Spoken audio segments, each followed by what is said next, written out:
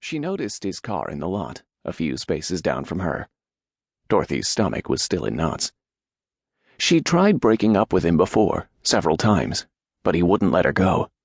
Besides, it was difficult forsaking someone who loved and needed her so much. Earlier today, she'd resolved that they wouldn't make love tonight. They were only going to talk. But now that she was here, Dorothy felt herself weakening. She wanted to be with him just one more time. Glancing around the parking lot, she climbed out of the car. She patted her new hairstyle, then gently knocked on the door to room 29. She waited. No answer. Her heart sank a little, but she didn't panic. Sometimes he'd be taking a shower or out stretching his legs. He'd had a long drive too. Whenever he couldn't come to the door, he left the room key on top of the door frame. Dorothy stood on tiptoe and felt around for the key. She found it, then unlocked the door. He turned on the radio to some oldies station. They were playing the Beatles' Obla-Di Obla-Da. The shades were drawn, leaving the room rather dim, despite a light coming from the bathroom and another from the nightstand lamp. The furniture was a cheesy mid-60s Mediterranean style. The turquoise and brown drapes matched the bedspread, and the rug was a brown shag, ideal for camouflaging cigarette burns and dirt. Stepping into the room, Dorothy closed the door behind her. She saw an empty large garment bag by the foot of the bed, as well as an arsenal of cleaning products crammed into a plastic bucket. Mr. Clean, Playtex gloves, a sponge and scrub brush. There was also a box of large, heavy-duty trash bags. For a moment, Dorothy wondered if she'd walked in on the maid, but she recognized his open duffel bag on the bed. "Hello," she called nervously. "Anyone here?" Then she spotted his reflection in the bathroom mirror. He was naked, hiding behind the half-open door. She could only see part of him in that mirror, but one of the best parts, she often liked to tell him. He had a really cute butt.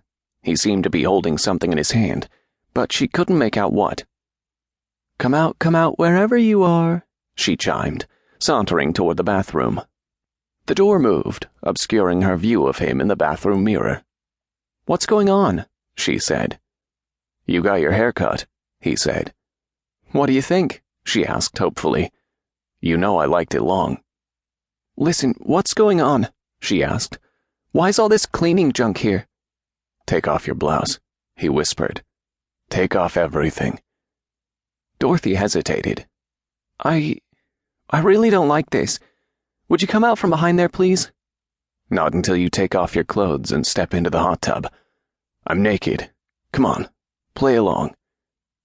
Reluctantly, Dorothy set her purse down on the bed. She unbuttoned her rose silk blouse, but didn't feel at all sexy as she took it off. She stepped out of her shoes and then her skirt. She kept staring at the cleaning products and that garment bag. Dorothy stood near the foot of the bed in her bra, half-slip, and stockings. She planted one hand on her hip. "This is as far as I go until you come out of there and talk to me," she announced. "Get in the hot tub," he said. "Then close your eyes." "This is crazy." With a sigh, Dorothy marched over to the sunken jacuzzi and carefully stepped down into it. "There's no water in here. I don't understand what's going on." "Are your eyes closed?" Dorothy squinted toward the bathroom. If he was looking at her, he probably couldn't tell that her eyes weren't completely shut. He was opening the door now. She could make out his silhouette. "They're closed," she lied, watching him come closer, more into focus. Indeed, he was naked.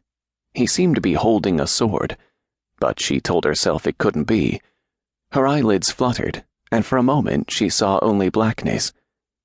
"Why am I standing in this stupid empty tub?" she asked. "So it catches all the blood," he replied. Dorothy never had time to open her eyes or scream. She'd lost a button from the front of her good dark blue coat, the one she always wore to church. Irene McShane wondered if anyone at the service had noticed. They must have felt even more sorry for her, if that was possible. Poor Irene McShane, so distraught she can barely dress herself.